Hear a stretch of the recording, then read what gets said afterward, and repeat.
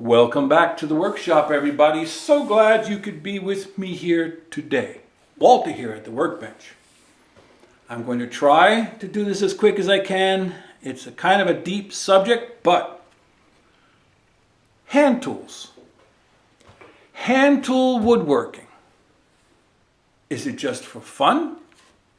Or can it be for profit? Or is it both? I'm interested to hear what you have to say. I know my thoughts, and I'm not going to tell you them. I am going to show you one thing, though. Need to preface it. This board originally was run through a thickness planer.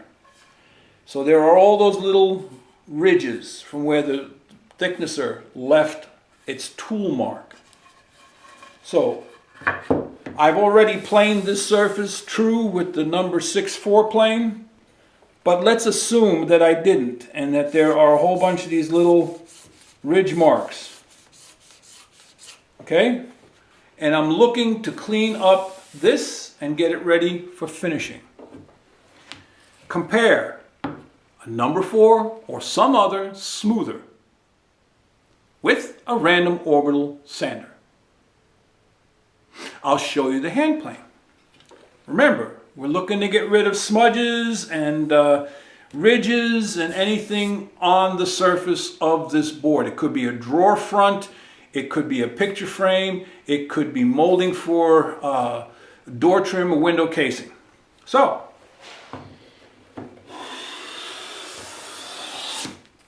one, two, 3 passes. Ridges are all gone. It's smooth. It's done. But even if I took a lighter cut and have had to make a few more passes, maybe I go up to 6 or 7. Limited to no dust. It's not noisy. Relatively safe. No extension cords.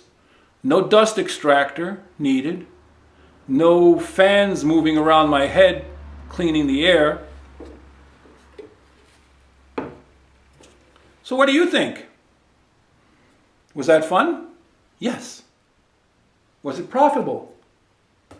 Yes.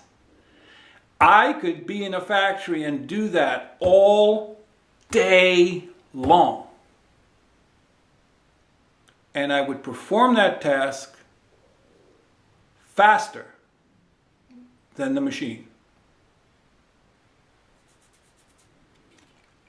All it needs now, if it were going into a factory furniture finishing room to be stained, would be to take a block of whatever their finishing requirement is, take a block with a piece of sandpaper on it, 180, 220, 240, and just make a few passes back and forth.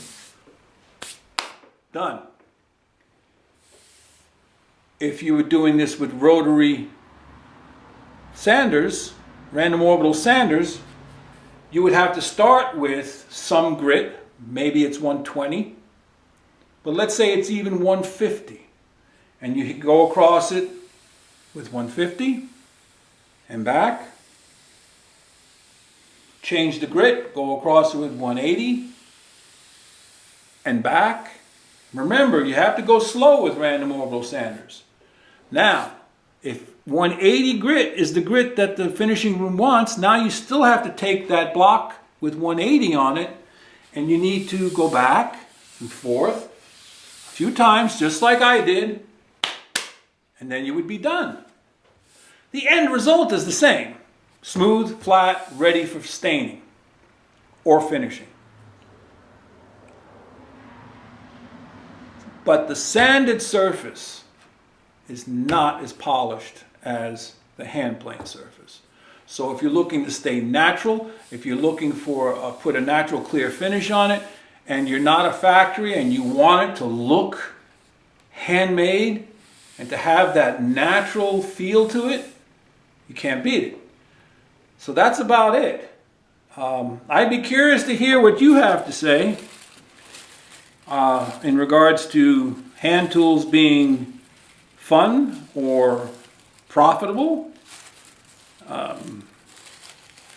if I were making, let's say I was making Christmas gifts and I want to do it just for fun and I need to make a dozen cutting boards, I can still outperform power tools with hand tools.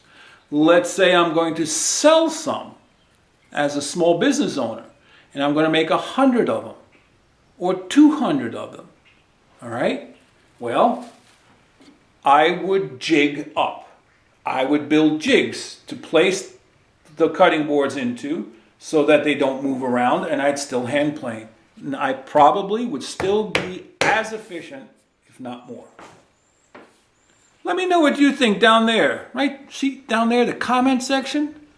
Let me know what you think. Are they just fun or are they profitable? And I hope you found something useful, helpful, maybe entertaining. But as always, the most important thing is that you go out to your shop and make some shavings. Walter out.